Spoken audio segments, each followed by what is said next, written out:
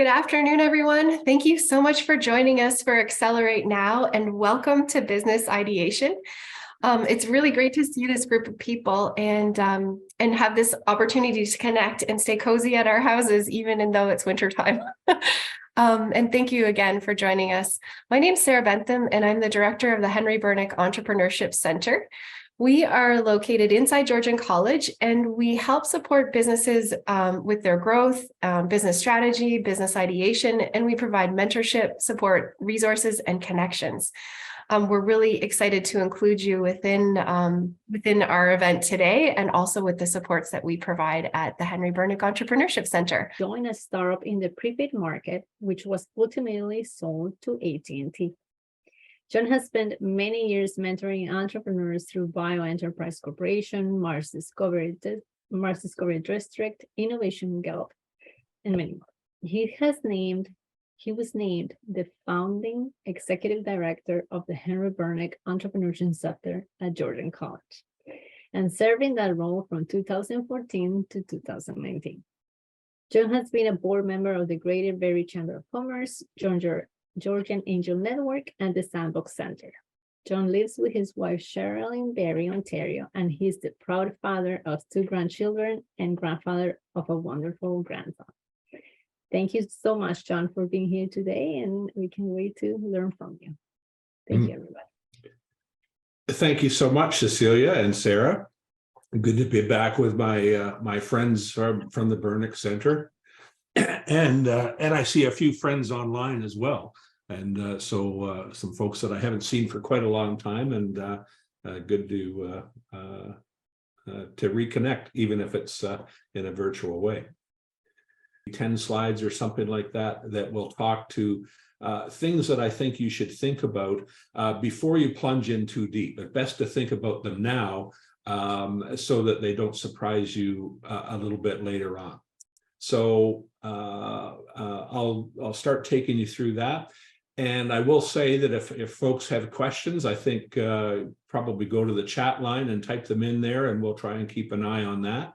I've got it up here now, so I'll try and pay attention. And I'm sure if I don't, Cecilia and Sarah will nudge me. Okay, I think we'll flip right over. So the first thing that I recommend to every entrepreneur, if you're starting to think about, I want to create a company, I want to establish a product or a service, and it could be something entirely different. Maybe you want to start a charity or a not-for-profit, but if you want to start any kind of enterprise, the logical starting point is something called the business model canvas. So that's what the business model canvas looks like. And you can download a version of this from the internet. If you just Google business model canvas, there's a number of sites that will allow you to download a template and help get you started. And there's full books that have been written on how to conduct a business model canvas on your own. I encourage you to take a look at some of those things.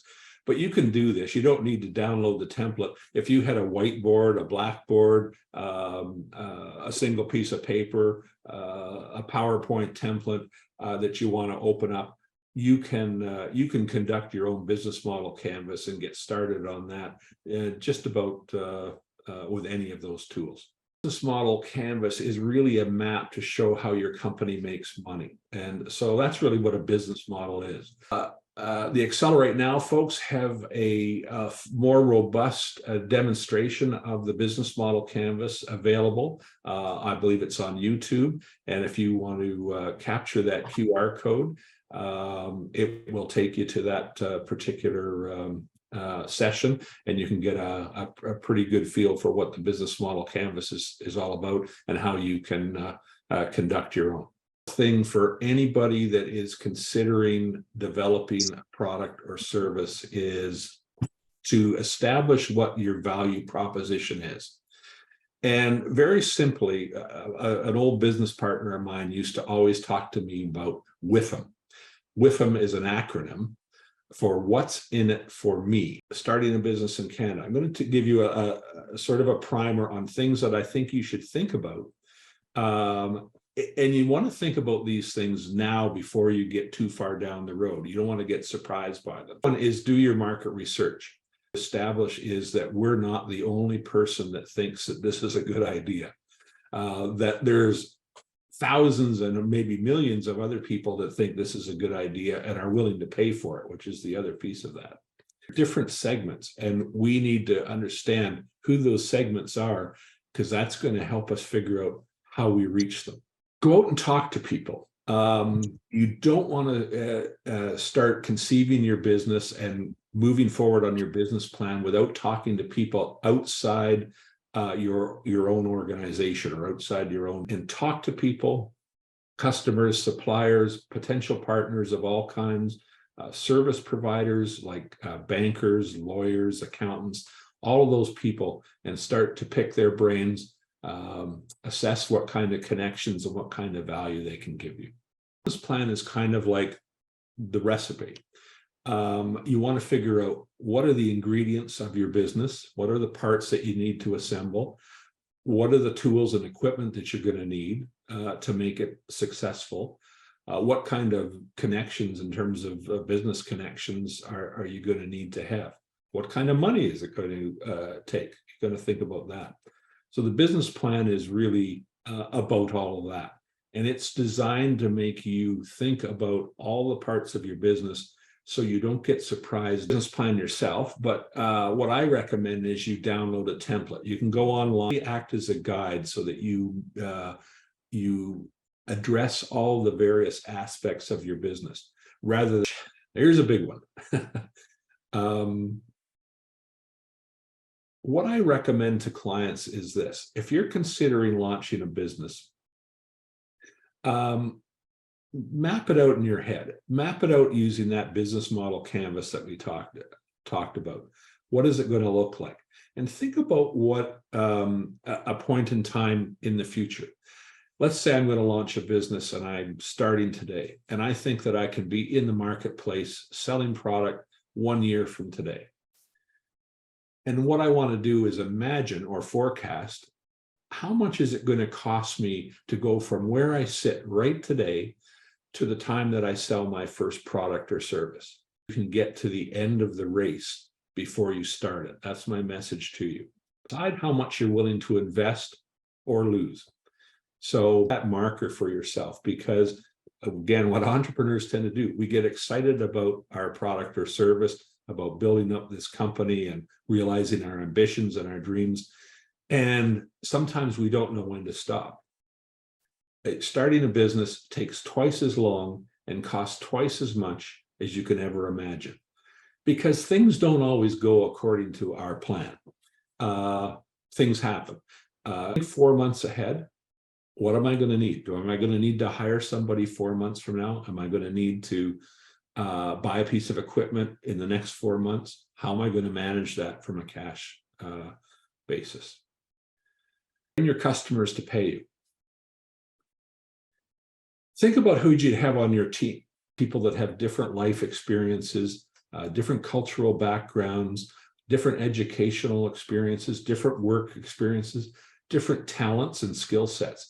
Because you're probably, even if you're really great, you probably don't know how to do everything. And so if you can surround yourself and your team with people that can fill in the gaps, and conversely, you can fill in their gaps, there's research to suggest you will be more successful in the long haul. External team, it's not just about your employees or your business partners inside the company. Who's out there? Your customers, your suppliers, investors, maybe consultants that help you with certain aspects of your business, advisors and mentors, and coaches that can help you make better decisions, see around corners in your business. So register your company, make it a legal entity, whatever that happens to be. If you need a lawyer, then go get a lawyer. I recommend that you do it, get it done right rather than guessing at the process. Go into business with a friend, a family member, a colleague from work, whatever it might be. It's all good.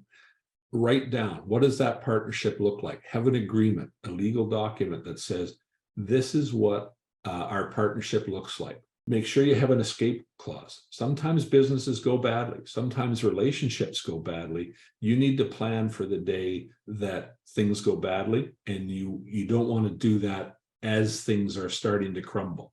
You want to plan for that when things are good, so that you have an exit plan for the date that maybe it's required.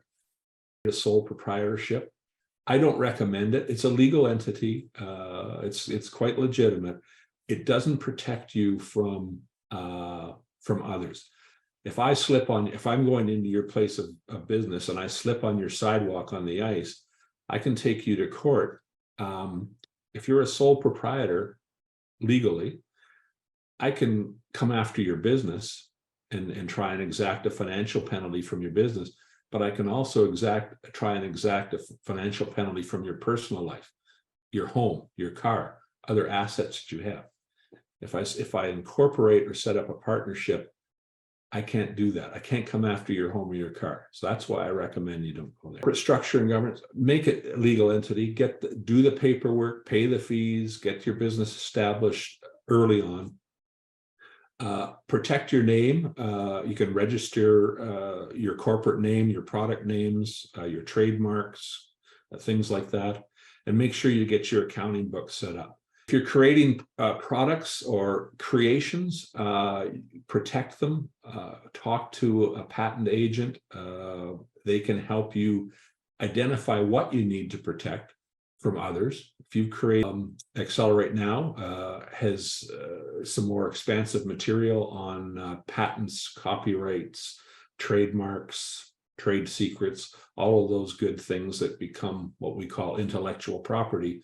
And if you scan that QR code, it will take you there. In Canada, don't ignore regulatory issues. If you're in a business or going into a business, and the examples would be a food business, medicine or medical devices, anything that's poison or toxic, weed killer for your lawn, as an example, or electronics, something that can burn if it's wired incorrectly or whatever, or has batteries in it that can explode and things. There's lots of regulatory issues that the government sets for all those products and services to keep consumers safe. This is an example. This is a food product. It's fish sticks that you might buy in the local grocery store here. I think there are something like 1, 2, 3, 4. There's a dozen different things denoted by the letters of the alphabet on the picture there that are regulated by some body, some government body in Canada. It could be food safety people. It could be the Ministry of Agriculture and Food. It could be other entities in the government that dictate what needs to be on that package and what needs to be in that package to make it safe and legal for you to do business in Canada. Okay, folks, that is my message to you. Some things to think about. And again, what you want to do is think about these things now before you start spending a lot of time and a lot of money going down the road to launch your business. And it can save you a lot of grief. And so that's my message to you today.